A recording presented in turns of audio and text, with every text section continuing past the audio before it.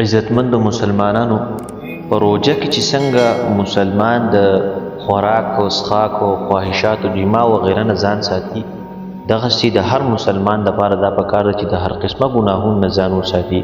او عبادت طرف ته چې کوم دی خپل ځان متوجه کړي، نو داسې روژه به د الله سبحانه وتعالی په دربار کې مقبوله وي.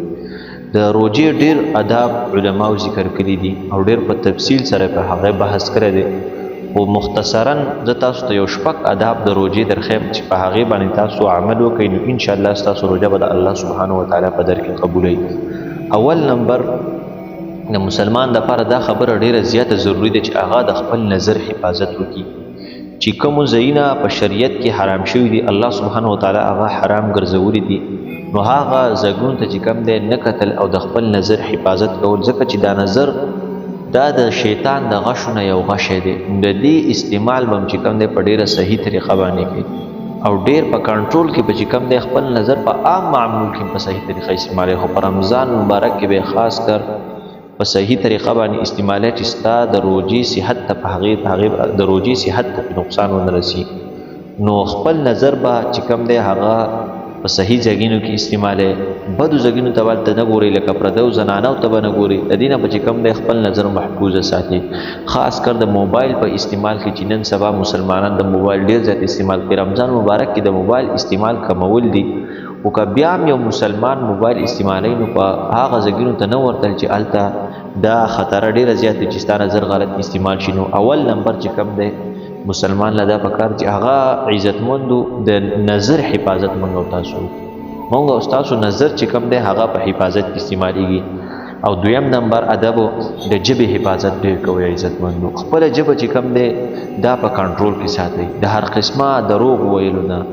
د غیبت کولو نه، د چغلخورۍ نه، د کنځلو نه، د مسلمانانو د بېعزتۍ نه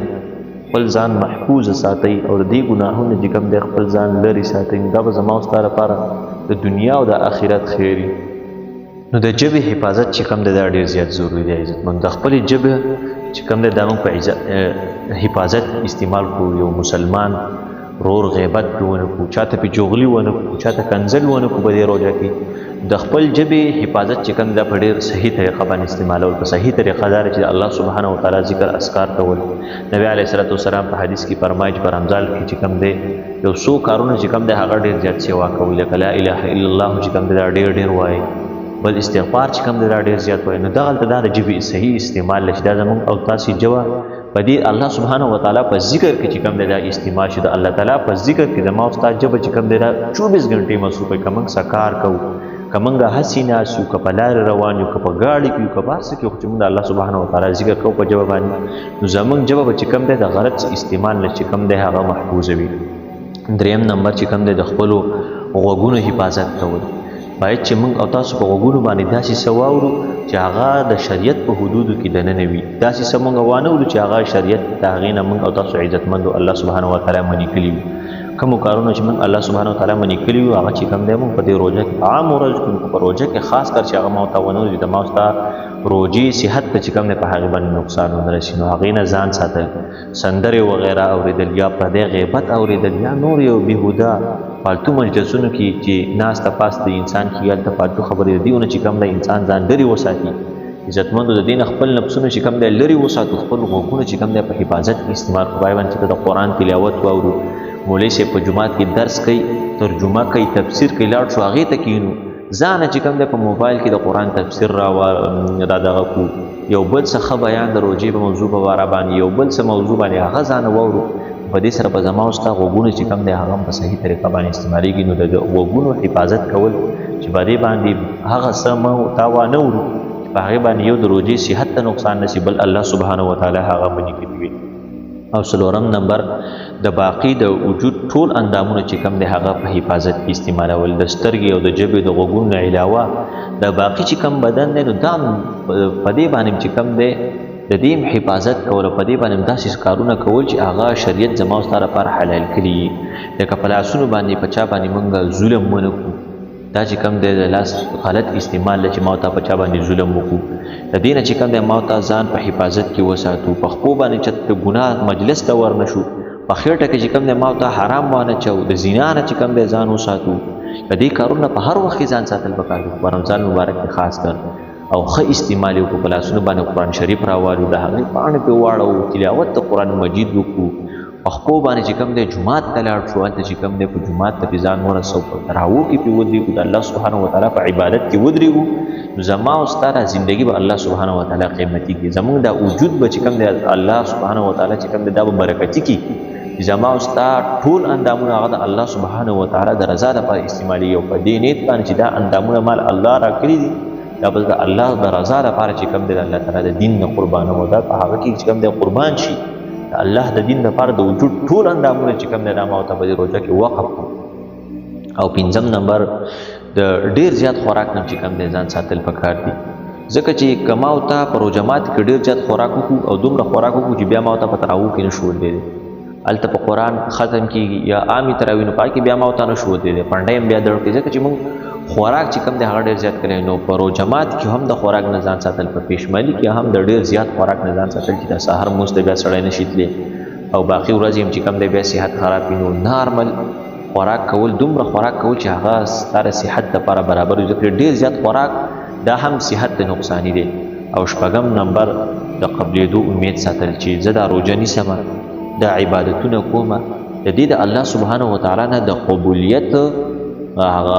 امید ساتل چې الله سبحانه وتعالی به زمونږ دا روژې او زمونږ د عبادتونه دا په خپل دربار کې چې کوم دی دا قبول کړي او زما د عبادت او زما د کوشش او زما د خواري دا الله سبحانه وتعالی قبول کړي او په دې یره کې به هم دا روژه نیسي چې الله سبحانه وتعالی به زما دا روژه قبول کړي قبول به نه کړي زما د عبادت په الله سبحانه وتعالی ته قبول راشي او که رانشي یعنی د خوف او د رجا په منځ کې به چې کوم دی خپله زندګي تېروي الله سبحانه وتعالی نه به یېرېږي دا د مؤمن شان دی چې هغه یو نیک عمل کوي نو د هغې د قبلېدو به چې کوم دی هم امید ساتي چې الله سبحانه وتعالی به زما دا نیک عمل چې کوم دی دا به قبول کړي خو د دې سره سره به دا یره هم لري چې هسې نه زما دا محنت چې کوم دی دا ضایع نه شي او زما دا محنت چېرته الله د خپل دربار نه چې کوم دی رد نه کړي چې دا ماته نه دی قبول په دواړو کې به چې کوم دی ځان ساتي نو د روژې د قبلېدلو دوا به هم کې چې الله سبحانه وتعالی زما او ستا دا روژه چې کوم دی دا په خپل دربار کې قبوله کړي او له دې به امید هم ساتي چې الله سبحانه وتعالی زما او ستا دا عملونه چې کوم دی دا قبول کړي ځکه د قیامت په ورځ به وایي داسې ډېر خلک وي چې هغه به جهنم ته وغورځولی شي چې هغې به په دنیا کې ډېر غټ غټ عملونه کړي وي ډېر لوی لوی نیک عملونه به هغې کړي وي خو باوجود د هغې به هغې د قیامت په ورځ راواغستی شي او جهنم ته به واچولی شي د څه د وجې نه چې هغه کارونه به هغه دوی د الله سبحانه وتعالی د رضا دپاره نه یې کړي هغې کې بریا یې ځان ښودنه به پکې وي نه دې په وجه باندې به چې کوم دی هغه عملونه دي په هېڅ په کار باندې را نه شي الله سبحانه وتعالی به د هغې هغه ټول عملونه رد کړي سره دغه عملونه به الله سبحانه وتعالی هغې راولي وي قیامت په ورځ به چې کوم دی جهنم ته ور چې د دې د وجې نه د الله تعالی په لار کې خرج کوونکي متعلق هم په قرآن مجید کې الله تعالی فرمایي الله تعالی په قرآن مجید کې وایي والذین یؤتون ما اتوا وقلوبهم وجلة او هغه خلق چې دوی د الله تعالی په لار کې زکات او صدقات او غیره د هر څه ورکوي د دوی د زړونو چې کوم دی دا په یره کوي یعنی نیک عمل هم کوي خو دا سوچ هم کوي چې الله سبحانه وتعالی قیامت پر ورځ په دې نیک عمل باندې موږ راونی نیسي چې په دې کې تا دا ریا کړې وه په دې کې تا دا عمل کړی په دې کې دا عمل کړی دا عمل ما ته قبول نه دی عمل سره به انسان جهنم ته ځي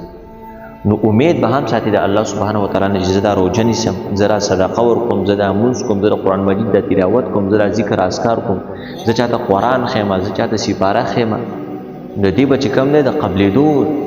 امید هم ساتي چې الله سبحانه وتعالی ته به دا قبول وي که قبول به نه وي دا یره به هم په زړه کې ساتي چې الله تعالی زموږ دا نیک عملونه په خپل دربار کې قبول کړي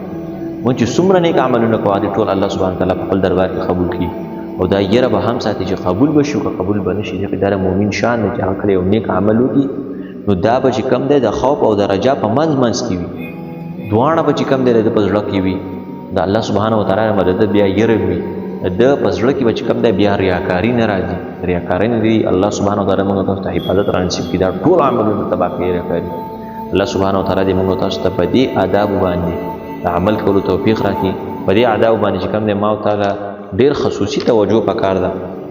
چې د خپل نظر حفاظت وکړو د ژبې حفاظت وکړو دغسې د غوږونو حفاظت وکړو د باقي ټول وجود د اندامونو حفاظت وکړو